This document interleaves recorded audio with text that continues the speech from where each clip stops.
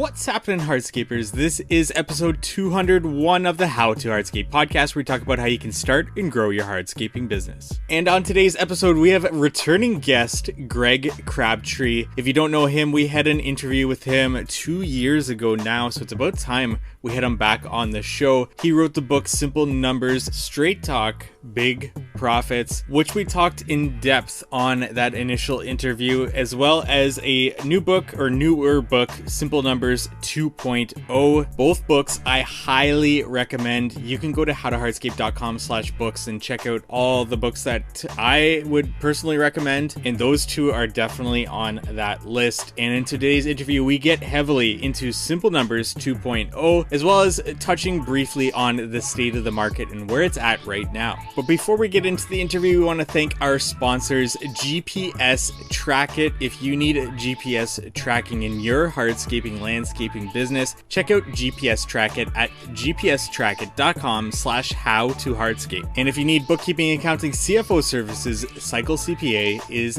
where you need to go, and they have $200 off if you mention How to Hardscape when you sign up for them. Go to cyclecpa.com. We'll be talking more about these sponsors later in today's episode. And without further ado, let's get into our interview with Greg Crabtree. Today, we're joined by Greg Crabtree. He is a speaker, entrepreneur, financial expert, and author of Simple Numbers, Straight Talk, Big Profits, a topic that we actually covered 2 years ago now when we had Greg on the show. So today, we're going to be talking about his follow-up book, Simple Numbers 2.0.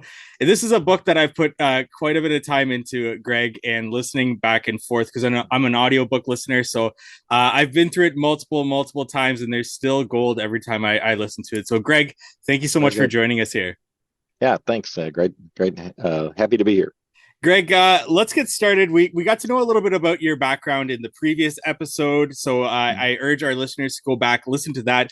But Greg, as our starting question that I have for you, besides getting to know you a bit more, is when is the new book coming, or is there a new book planned, or what could the topic of a new book be? Yeah, there's not a new book in the works at the moment. I mean, there's certainly always ideas and things, but really at this particular juncture, I would say that we've got a lot going. Kind of the new thing that we're going to start here, and I think the first episode will be the 1st of May, is we're going to do a quarterly update of our assessment of the economy as we see it from the data. So we have our Simple Numbers 100, companies that is about a little over $1 billion of revenue, all different industries, all different geographies throughout the U.S. And it's been an amazingly accurate picture of where we think the direction of the economy is. And we teach it in a way that we don't talk about it as a benchmarking per se, but really it's the idea of what direction are things going, and it's based on real data, not the government statistically smooth, guessed at, didn't talk to any private companies, government produced economic data. Because the thing is, any privately held business listening to this podcast, my question is, what does the government know about what you've done in the first quarter of 2023? Much less all of 2022. They know nothing. And so how is it they produce all these economic statistics about businesses and the direction of GDP and all those things? And I get it that they're using statistical methods, but I kind of hold sway of the idea that there's lies, there are damn lies, and then there's statistics. And so, it's one of those that we really pushed for that. And we're going to do a quarterly, webinar, from Simple Numbers. So you can go to simplenumbers.me to sign up, to get notified of the webinar. And we're going to try to look at that once a quarter. And because this is guidance we give our clients really every call of what we're seeing, because we can kind of keep that model alive. But I think that's really where we're going to put our effort in, of giving people, more of that kind of guidance. I love that. I will definitely be signing up for that. And I'd venture to say that 100% of our audience is actually privately held companies. So something that they can definitely learn from there. And with that being said, you service a wide variety of companies. So I want to ask you, what are companies doing differently in preparation for, what may be coming or what may already be here? Words like recession are being thrown around all the time. What's your insight into what companies you see are doing in this time period? Well, I mean, everybody's got to look, at their circumstance and say, okay, what is my outlook in my particular circumstance, both geography and marketplace, looks like. I mean, right now, I would say that I've only got three types of clients that can't make money. If you're a residential real estate brokerage business with real estate agents working for you, tough to impossible to make a profit. You're trimming costs, hanging on because there's not enough inventory for you to sell, and there's not enough buyers given the interest rates that are at. And so they're in a tough situation, and until we have some interest rate moderation, it's probably going to be that way. Second is their second cousin, is the mortgage lenders, or mortgage lending clients are same thing. I mean, they're hanging on, and they've trimmed loan officers. They've you know, um, done everything possible, but I mean, but there's just not enough mortgages being turned. There's some, but not enough to be, long-term sustainable. And so once again, they're hoping. And then their third cousin is the title companies who do the titles for the mortgages, and they're in the same mode. And so these companies are sitting in tough situations where it is no fault of their own. The market has handed them an impossible to be profitable situation. You don't even think about growing, you just think about surviving. And this is a perfect example of what we've touted in both books of this 2 months core capital target number being fully capitalized and having some staying power that the clients that we have in those industries, we think they'll be the ones that will stay in the game the longest. But they're in a tough spot. Most everybody else is kind of in the situation though of where nobody's taken off running, and so kind of an early glimpse of our economic stuff I'll give to your group is that we look at rolling three revenues of this $1 billion data group, and we've seen 8 months of consecutive rolling three decline, which has not ever happened before in the time frame that we've looked at it. So we think clearly we are actually operating, in a recession, because these are inflated numbers. These are revenue dollars. So guess what? They're inflated as well over the previous year. And so we think, that's declining, and people are still raising prices because their costs are going up. Mhm. And so there's definitely a slowness, that's happening. And so, to a certain degree, the overall marketplace is sitting back. The big companies are sitting back. Everyone's trying to get a feel of where are things going and what's going to happen. The bigger issue, though, is we still are stuck in this population demographics issue of we don't have enough labor. Certainly, your industry picks up some labor that is unskilled, and you can get somebody to do something to be a helper. Certainly, the skilled parts of what you do, those people I guarantee, are still hard to find. What's been interesting in all of this, as much as I said the real estate agents, the mortgage lenders, and the title companies are struggling, all of our builder clients are doing okay. Now, the heat is off of their backlog, but they're not struggling to be fully busy. They are struggling in some pricing areas of making sure that they bill for projects. You've had spec home builders, or people that used to build specs have now gone to just contracted building to make guaranteed profitability off of the service fee of a cost plus arrangement. And that's just a change from taking one risk to another. But they're kind of honing into that piece. But there's enough activity in most markets, that these people are kind of staying busy. And so as long as you're not kind of in the urban area downtown, one of our clients pulls building permits facilitation, in all the major cities, and certainly the permits are down, but there's still activity. It's just different types of activity. And so this is kind of a kind where I would say the number one play that elevates to the top right now is called get profitable with what you got. And so know what you got, know what you can plan on, have a decent, backlog, of projects in mind. But I've got to be very, very mindful of profitability. And I'm more thinking about profitability and capitalization, and making sure that I've got plenty of cash in my business if I hit a bump in the road, But growth is a secondary issue, and I'm not willing to take on that next crew or expand into the next city, given a lot of the clouds that are on the horizon. Now, there's always somebody out there that looks at that and says, "Well, gee, that's a green light opportunity for me." And it's like, "Hey, go for it. Just understand the risk you're taking." But understand this too, though, was we with a birth rate of 1.6 workers and a declining total workforce, of people available working, we have a damaged economic engine relative to the past 40 years. I mean, we've had increasing, workforce and money being spent. And I just posed the challenge to everybody. Just think about basic economics. How do you have an expanding economy if I have a shrinking workforce? And I know about AI and I know about automation, but just tell me where the big gains are. And oh, by the way, AI doesn't exactly help economic output, considering it takes people's jobs if it actually comes to play. Hadn't yet. I haven't seen it take over anybody's job. It's created some jobs for people to have to learn how to play with it.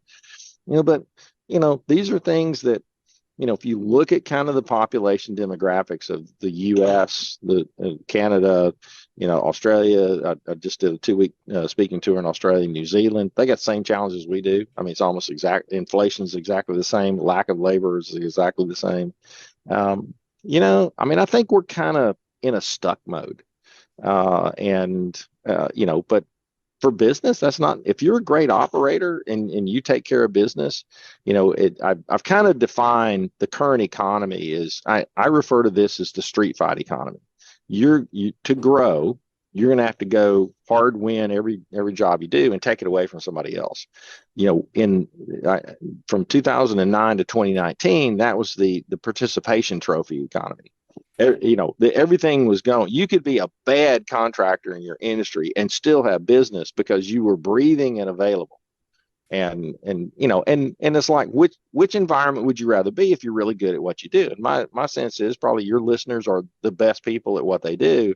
You're going to now get rewarded for being the best, because if you're not a good operator, if you don't deliver, good in a more balanced, demand and supply marketplace, you get spit out pretty quickly.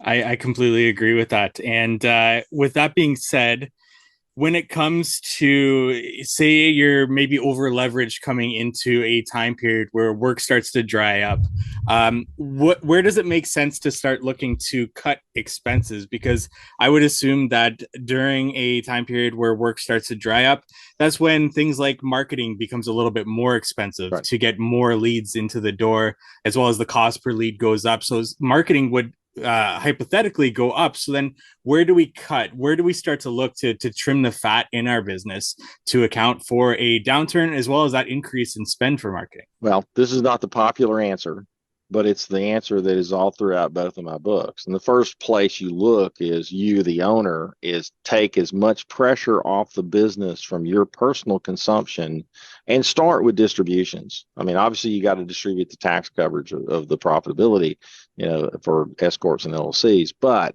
you got to go on a dividend diet, and you just need to take less pressure off of the business as much as you can and start there. And once you do there, then you do the second thing. You look at the business and say, do we have any discretionary stuff? And it's more so, I like the idea of, you're not combing through the P&L and saying what you can do without. Just every time you have a moment of truth of, I'm paying a bill or making a choice, just ask yourself the value question. Does this add value or not? And if it's murky, well, just try doing without it for a while and see if you miss it. I mean, you can always, add it back later. There's not a ton of dollars, though, to save in those. I mean, you as the owner taking less demand off the business, that's big. That's a big lever. But really, at the end of the day, it is more about understanding what your margin production target is for the cost that you've committed to. Because everybody today, for the most part, is running what we call a committed labor model.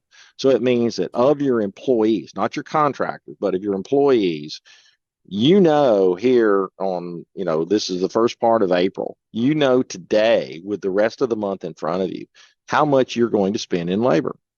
It's not a mystery. And so therefore, guess what? I've talked about the magic, overall labor efficiency ratio. I don't care if it's direct labor or management labor. At the end of the day, I got to go get $2 of gross margin for every dollar of labor that I spend. And that I've really been pounding that simplistic measure that works for 90% of the businesses. So when you take revenue minus the cost of goods, which are the materials and subcontractors that you spend, get that gross margin dollar left over. I guarantee you, everybody listening to this podcast, you got one number to pay attention to. It's called two. Everybody got that? Repeat after me. The number is two. Why is it two? I need $2 of gross margin for every dollar of labor that I spend, regardless of whether it's the CEO or somebody that's sweeping the floor. Doesn't matter. And so if you know that number on the first day of the month, you got 4 weeks to do something about it. And every week you got to get something across the finish line. And let's face it, we know in the contracting world, it's a world of excuses. I didn't get the materials. The customer wanted a delay. I get it, but we do have backlog, and for every delay is an opportunity to reach into the future and pull something into the present to cover it. And the one lasting thing that COVID left us with was, hey, we could go home for 2 weeks on lockdown and come back and the world didn't end. Yeah, but you can't live like that.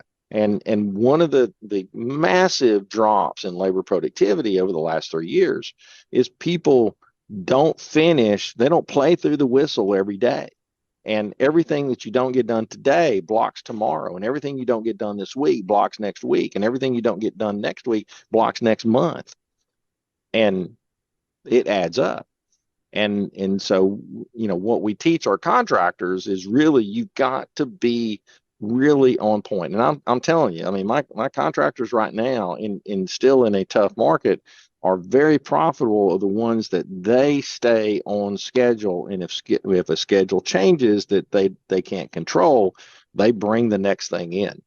And it's not called a day off. It's called, okay, shift projects, and you move. And the ones that do that, I mean, those are the guys that win the game. You did mention there cutting personal spending. So this is probably not the time period where I would go out, buy a Lambo and finance it for 150 months at 6% interest, correct? That's right. That's correct. That is correct. Okay. I just had to get that out of the way there. Well, and like I said, I mean, we've got clients that just can't help themselves. And it's like, well, but you're putting the pressure. I mean, these are, personal discretionary things that, can you do without it? Can you take some pressure off of the business? Because you're going to have pressure. You're going to have delays. There's times you're profitable, but the cash in there, and really, I mean, especially, some of the contractors that are really good at it, the cash can be there because they collected the money up front. And here's the trap. Here's the cash flow trap for a contractor. You're really good at collecting the money up front, and then the project delays. Well, when the project delays, you're not creating profitability, but I have cash. Oh, I feel good about the cash. I can still take my distribution this month. What you just did is you took a distribution of your customer's deposit. And that wasn't your cash. And I went through this with a contractor right before this call, and I showed them when we took their revenue, minus their AR net of their customer deposits, they actually had negative cash. And they're sitting there thinking they have 800,000 in cash. No, they don't. They have minus 500,000 in cash. And it's like, and these folks have a propensity to sometimes need a distribution diet. And it's like, you've got to bring that to their forefront, when you're looking at it, because, you got to understand that cash, just because you have cash in your bank account, it doesn't mean it's yours. And great that you collected it up front. I mean, that's the best standard, but just understand whose cash that is. I want to interrupt this episode to talk to you about GPS Track It. When it comes to running a landscaping business, the question isn't what do you do, but what don't you do? If it's not a customer that needs your attention, it's one of your drivers or one of your vehicles. But you already know that GPS Track It exists to help you know more than what you already know, like the most efficient routes to maximize your service potential, like whether or not your vehicles and crews are where they're supposed to be, like how to save unnecessary fuel costs and other costs. And we're going to be covering the benefits of GPS tracking in the future on this podcast. So we're going to continue with the benefits of GPS tracking, but we'll let our fleet advisors give you the full picture. Call 866-693-1291 or go to gpstrackit.com/how-to-hardscape. Once again, that's 866-693-1291 or go to gpstrackit.com/how-to-hardscape. Link will be in the show notes. You've touched on a lot of different things that I've got questions about. So you're going to have to bear with me for the remainder of this interview because we'll likely be bouncing around all over the place. My mind doesn't necessarily work linearly. So causation versus correlation of spending on growth. Right. You mentioned in Simple Numbers 2.0, did you grow because of your spending or in spite of it? Can you expand on this for us, Greg, here? The causation versus correlation of spending on growth? Well, I mean, and I think marketing and additional labor are two key culprits in that. So in the second book, I wrote a chapter called Launch Capital. And this is really how everybody really grows. You don't go invest in a plant or equipment, and sometimes you do, but most of the time to grow, you're spending an expense in the form of either marketing and or labor that's not fully utilized. And I'm spending it in the present period to get to someplace in the future. So I've intentionally reduced the current period's profit to get to a better place at some point, which is fine. I mean, that's how 90% of businesses actually grow. It's not by building a new factory. And so that's good, but you got to have an accountability mechanism. And how much did I spend? And I want to strip out that number from normalized operations because I want to know if I had not chosen to spend money on marketing for work that I don't have in hand, would I have still been profitable? And in most cases, you probably would have been. But it depends on, do I have kind of momentum, kind of a growth business, or do I have to go spend money in marketing to win every next new project, every next new customer? Most people in your industry gets a reasonable flow of reputation, leads, and those kind of things. And it's a challenge. I mean, I get it. All the marketing people, talk about, the funnel and let's do lifetime value of a customer and blah, blah, blah. I mean, and don't get me started on lifetime value of a customer. I think it's one of the most stupid calculations anybody ever does. I mean, you can calculate it all you want to. I'm not paying attention to it, because it's mostly made up calculations. And unless you just got a finite model, it is so rare that you can actually do a realistic calculation. It's save it for the classroom, not the real world. What's real is, of a dollar spent, did I produce contribution margin? And I've had the most success getting people to understand effectiveness of marketing spend from an economic standpoint of saying, look at the last 12 months of contribution margin. What's the last 12 months of marketing spend? And I look at contribution margin as the output, it's the numerator, marketing spend is the denominator. And I just trend that over time, rolling 12, rolling 12, rolling 12 by month, and see, am I getting more signal? Am I getting less signal? And then if I'm getting less signal, I always want to ask, why do I think that's happening? And, you got to piece some things together. Let's face it, in the world of marketing, most of the time, a person doesn't come to you from a singular interaction. It's usually multiple. It's a reputation. It's I looked at your website. I thought about it. I talked to some other people. And at the end of the day, I just had to make a decision. And sometimes it's they called you and you're the first one to call back.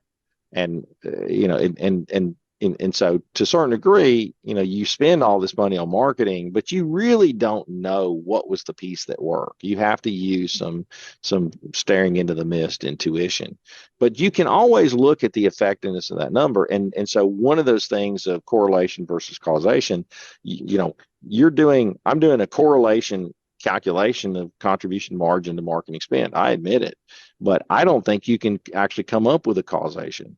You have to kind of get a sense of it, because sometimes you're right, sometimes you're wrong.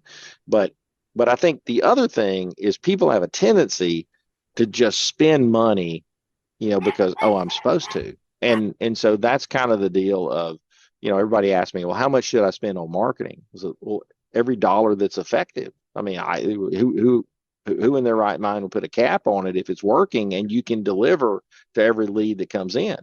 You keep spending. You feed the hand. What's That's almost never the problem.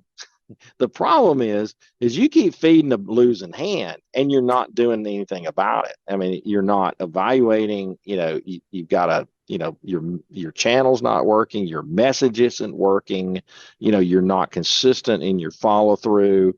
I mean, we got a client that actually sets up phone call leads, for people. And his biggest problem that he tells us of the customers he works with is people don't show up from the company that paid him to set up the call. And it's like they don't follow up. And it's like, what's going on with that? And so you see these failures, all the time. And so the real issue is stop spending and stop wasting good powder on stuff that really isn't effective. And you got to step back and say, it's just like the classic A/B test. I mean, the best thing in marketing is, to any extent that you can do an A/B test of a message, a channel, or those things, that's where the best of the best make it work. That we watch, and I just get out of the best seat in the house to just watch people who are good at it and watch people who fail at it. And the people that are good at it, they test and then they feed the hand. And they don't jump in, they feed the hand gradually. And those are the ones that seem to have the best outcomes. Excellently explained there. And you touched on lifetime value there, that metric you don't like. And that kind of made me think about, in your book, talking about recurring revenue models. Mm-hmm. And I've been for years now just trying to wrap my brain around how a recurring revenue model could be introduced to, say, a backyard outdoor living space, patio, things like that. And I just haven't come to any conclusion with that. And it brings me back to your book where you say introducing a recurring, and I might be paraphrasing this wrong, but introducing a recurring revenue model to a business that can't really deliver on it can really hurt the business, in a sense that a client pays this recurring expense, whether that's monthly or yearly, and they're not seeing anything for it. Is this something that you would kind of wean people away from if they're trying to pursue it in the hardscape industry? Yeah, I would say so. I mean, I'm not familiar with anybody who's come up with, that type of a model. I mean, I can think of, I pay a pool service to come every 2 weeks and service my pool during the period that it's open, and I pay them to open the pool and I pay them to close the pool and winterize it. And that one's kind of recurring. But in terms of hardscape, a lot of it kind of depends on is there anything to maintain? I mean, are you in a climate that, there's, mold or slime that develops over rock surfaces that, you can go in and do periodic pressure washing, or those kind of things. And so, but there again, can you predict it and plan of, when that's going to be, or do you just have a really good, technique of, I've got a group of customers who always know that we're the resource to call. And once again, in my low cost, effective marketing, remind people that, hey, if you're, if you need your rock structures pressure washed, or you need it cleaned, or those certain seasons you can have leaves, and maybe but it depends on just kind of what you get into. Mm-hmm. But this is really kind of where what you've seen, though, is it's almost introducing hardscape maintenance into kind of the general home services market that you've seen. The company that I recently hired that now does my fertilizer and weed control for my yard, because I just didn't get to it when I wanted to, but I didn't give them the mowing yet because I like mowing my grass. But at some point, do you have them do that? Do you have them do the flower beds? Do you have them do they now offer pest control? And so those companies start to eat into some of that stuff and say, do you want to go to 5 different companies, to get each of these services? Or, they're good enough at all of them. I'll just go to one company and buy it. I can turn them on and turn them off, as I need certain types of things. And so more of that, that recurring service model is more built around once you have that, you have multiple things to sell to that customer, then you're more likely to create that recurring revenue model because you can kind of predict services. And you just have to, the key is what's part of the monthly service or every monthly, quarterly, ever how you bill it, and then what isn't a change order, and don't get sucked into providing services, in excess of what that scope was.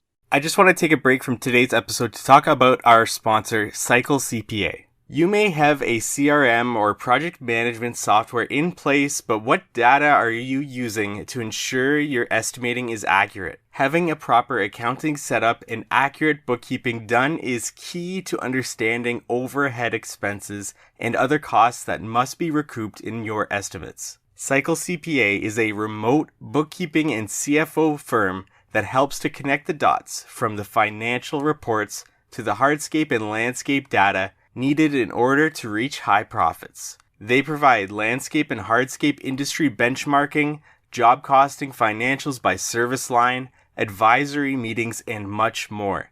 Cycle CPA's team of accountants are specialized within the hardscape and landscape industry, and you can visit them at cyclecpa.com, and for $200 off, mention the How to Hardscape podcast. Now back to our episode. So when it comes to building a business to sell, a recurring revenue model looks great to an outside investor to purchase in on. Without being able to do that in the, at least in my mind, in the hardscape industry, does it look good on an outside investor if we have this database of clients that we've done work for and we reach out to them year in and year out to see if they want maintenance done, rather than having a recurring model, but being able to show that outside investor that, hey, we have a client book, and each time we reach out to these clients that we've done work for, we're getting these maintenance contracts to be able to go back and, in a sense, improve that lifetime value of a client. But does that look good to an outside investor when they're looking at buying a company? And I think you would need to have, at least yearly economic, transactions, from a customer to be considered a sticky customer and a recurring customer.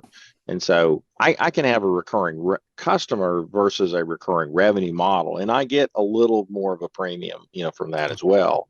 And the fact that, there's also proof that people that you have a relationship with, that you do a project for, that my favorite term is enhancements. When you can do those enhancements and do them quite profitably, that just becomes a really high value marketing source, to be able to tap into. And we're seeing those companies get, some premiums over, kind of 4 to 5 times EBITDA is kind of the neutral profit, neutral value multiplier number.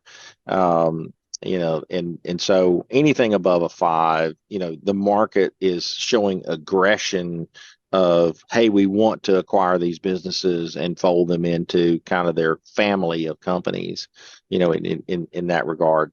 I think from just being the project and being, somewhat tied, to the volatility of the real estate market, the business value side, not to say that, you can always ask, but probably if you're getting a 7, multiplier of EBITDA, you're picking up a few points of premium value and doing pretty well. I think the idea is, I would just always see this as what we call a harvest business.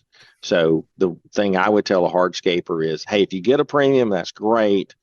Structure, make your business, you're helping your business for yourself, even if you hold it, to do all the things to make it more valuable to somebody else. So it's not costing you anything. You're actually making it better.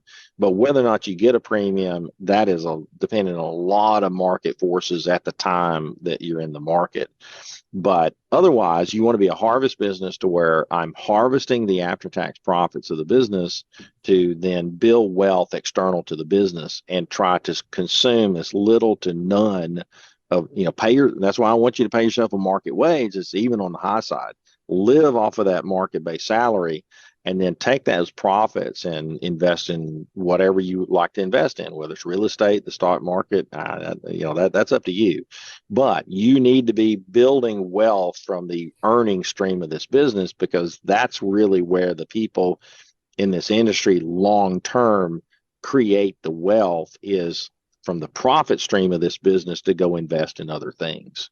And that's the key to get in your head. And if you get a premium sale, I mean, that's just a bonus. Awesome. That makes total sense there.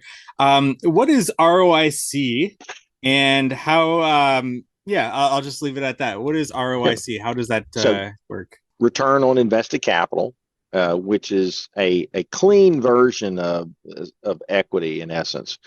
You can't just take equity of your balance sheet as exists, because you guys are really crummy accountants, and your accountants don't have you keep your balance sheet as clean as it should be.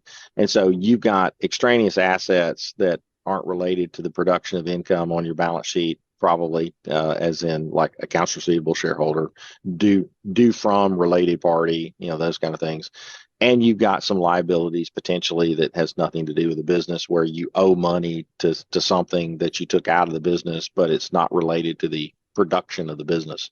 And so invested capital is a clean balance sheet structure of saying, what are the necessary assets, accounts receivable, inventory, current other current assets like prepaid expenses, your fixed assets, net of book value, true book value, not tax depreciation, minus accounts payable for trade vendors, and maybe deferred revenue, accrued expenses, those things. So that's the true equity at play. Now, the one adjustment that we do is for the cash number. We make sure that you got 2 months of cash, whether you actually have it in the business or not. So if your cash number is 100,000 and your proper number is 200,000, we're going to add $100,000 of cash to your invested capital calculation balance, because I don't want you calculating an inflated return because you're leveraging your business to get it. I want an unlevered return on invested capital. And so the idea is, it's giving you, I've always searched for this, and then finally I get to chair a program for the Entrepreneurs Organization at Wharton Business School, that I get to hang out with like legitimate professors. And this was, the first year, this was where they were teaching this idea. And it really just kind of fascinated me. And the more I researched it, I really found it to be an incredibly powerful, tool, because it allows us today to set a profit target for any business in any developed country in any industry. And so our minimum acceptable return on invested capital is 50%. And so the idea being, if you've got $500,000 of invested capital, your minimum profit target should be 250,000. Feel free to make more than that, but if you're not making 250, we're questioning your sanity or your business acumen of why aren't you there? Because this isn't acceptable. And I've not seen, we've looked at 1,000 plus businesses under this methodology, and I've not seen one yet that couldn't get the 50% return if run properly. And so it becomes the standard that says this is why. Now, the other thing is, I win the argument of saying this is why you should protect your business, because it is the highest returning asset you'll ever own. When it's run correctly, the minimum return is 50. The average is 75, because the return on invested capital of our 100 company model is typically around 75% return. And some industries can actually get up over 100% because they don't carry receivables, they don't have any equipment at play. So those are really low capital, high profit, leverage, kind of businesses. And so if you're one of those, then you don't need cash to grow. You just need to be good at executing what you're doing. And so you can kind of get away with it, in those regards. And in y'all's industry, you'd be kind of the typical 75%. A hardscaper should be able to, if they're run profitably, you're going to carry a little bit of receivables, but as long as you don't get strung out, by your customers, and you get paid timely, you get some trade support from your vendors, you're going to be that okay is at 50, but really, if you're really hitting all your marks, you should be at a 75%, profitable or return on invested capital. I knew we would run out of time before I ran out of questions here, Greg, but I do have a couple more to speed through here.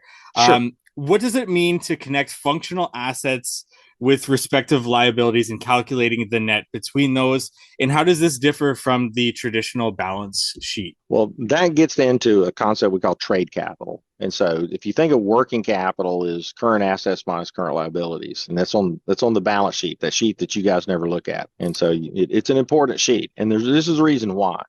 So if I look at my accounts receivable plus inventory plus work in progress minus accounts payable minus accrued expenses, not cash or not debt, now those are the active trade assets and liabilities. And you can look at them individually, but I kept looking for what is it that gets people to actually manage these better. And when we net them against each other, you create a net trade capital number. And if I take that trade capital as a percentage of the last 12 months revenue, so let's say, if you're at $10 million of revenue and your trade capital is a million, so you got a 10% trade capital. Well, if my profit is at 15%, it is a really, really easy, quick calculation to say, if I grow another $1 million, I'm positive by 5% cash flow. I'm producing 15% profit. I've got to invest 10% of new revenue growth into more of that trade capital because it is going to expand relative to the size of my business. And so I'm cash flow positive. But what if it's the other way? What if it's $1.5 million of trade capital and I'm only at 10% profit? Well, that means that for every new dollar of revenue growth, I'm actually negative cash flow, and I've got to wait to catch up, or I've got to put my own cash in to fund it, or borrow the money to do it. And so as we've shown that number to people, the idea is you're trying to get your trade capital percentage down and your profit up. Well, as they see it and we report month to month to month on those numbers, it's amazing. I mean, they actually started doing something about it. So they've learned to, sometimes I can affect my receivables, sometimes I can affect my payables, sometimes I can get deposits from my customers, sometimes I can stop, I can improve work in progress to where, I'm getting things completed and build more quickly. Or sometimes I just get my profit up to cover it. And it's what we call the cash power ratio. So is whenever profit is higher than trade capital percentage to revenue, I'm in the cash flow free growth zone. So grow as much as you want because I don't need to borrow anybody's money to do it. And if I'm in the cash negative part where my trade capital is above my profit, I'm in the burn cash to grow mode. And so am I going to do that from debt? Am I going to do it from kicking my own money in? Or am I going to use time? Well, how do I use time? Well, time is what we call the base camp method, where I grow until I run out of cash and debt resources. I pause growth, forcibly pause it, and let the cash catch up. Because if I'm profitable, the cash will eventually catch up, depending on what your cash cycle days are. And then once I get caught up, my debt's paid off, I have some cash, then I turn on the growth again and I grow to the next level until I run out of cash again, and then I pause and then let the cash catch up. Well, it's really hard to turn on growth off and on, but it can be done if that is your only choice. But I suggest that people get their trade capital percentage down and get their profit up, and then this problem goes away and you'll never have to talk to your banker ever again. And final question here. Why do you prefer forecasting over budgeting? Well, budgeting is a license to spend, and forecasting is a license to make money. So, the thing is, you give somebody a budget, their spend, it's a spend mindset, and it's like, no, no, no, no. I want you to not spend a dollar if we can avoid spending it, and I want to spend every dollar that I can that I know will give me a high probability of positive return of a dollar greater than the dollar I spent. And so all I'm doing is restricting growth and profitability by budgeting in most of those cases. And, I mean, I get it. I mean, you got some little isolated buckets of money that there's no revenue associated with it, and the person managing it needs some guidance. Use it as sparingly and as limited as possible. But when you're talking about the overall company, never, ever, ever talk about it as a budget. It is a forecast. And I'm trying to say, okay, here's what has happened. Here's the actuals. Here is where we're going. And so I just refer you to The Great Game of Business that Jack Stack wrote, his original book. Any of these others are great as well. But these guys reforecast every week.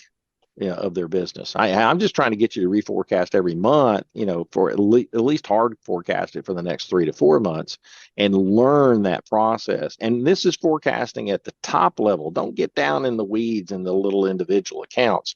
Use our kind of rolled up version, of our P&L. And it's an easy, simplistic forecasting structure. That once you force that habit and you do it several months in a row, you'll start to see the power of it. Greg, thank you so much for your time. I would love to have you back on the show once again Anytime. In the future. I've still got lots of questions from the 2.0 book and then lots of questions beyond that as well. Greg, where can our audience go find out more about you? Where can they find Simple Numbers 2.0? Anything else that you want to leave them with there? Yeah, so the books are in both hardback and audio versions and Kindle. So you can go to their easiest available on Amazon.com. If you want to buy them in bulk, just contact us directly. We can at best be reached at simplenumbers.me. So our Simple Numbers, we're a business unit of Carr, Riggs and Ingram. So our consulting practice is part of what they call their portfolio companies. But simplenumbers.me will get you to our website. So if you need help doing it, we actually give our prices for the consulting services that we do to help companies apply the things when they need somebody to help them guide them through it. Happy when people can do it on their own, but there's always people that need help. And then also you can sign up for that our webinars. We have other things other than our quarterly economic forecast, but we're going to have some good discussion on this, looking at our Simple Numbers 100 company model, because I think it's really starting to show us some really good insight of the true direction of the economy. And those of us who are ready for the street fight and ready to land some blows, hey, you want to be ready for that information, and you want to be the one landing the punches, not getting punched. Excellent. All the links will be in the show notes for our audience listening. And Greg, thank you so much for your time today. All right, appreciate it. Thanks, Mike. Thank you for listening to today's podcast episode. If you're looking for Greg Crabtree's books, go to howtohardscape.com/books. Check out Simple Numbers, Straight Talk, Big Profits first, and then check out Simple Numbers 2.0. And once again, big thank you to our sponsors, Cycle CPA. If you need bookkeeping, accounting, CFO services, reach out to Cycle CPA at cyclecpa.com.